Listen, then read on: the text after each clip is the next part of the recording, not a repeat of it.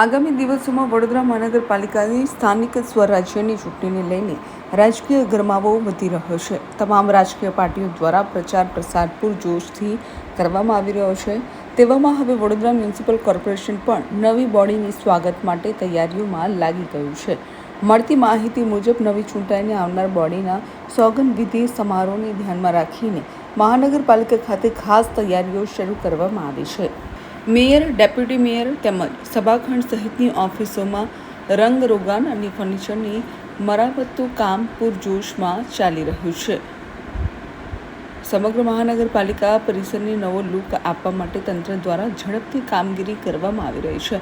હવે જોવાનું રહ્યું કે ચૂંટણી પછી કઈ પાર્ટી સત્તા પર આવે છે. અભિપ્રાય ન્યૂઝ, વડોદરા.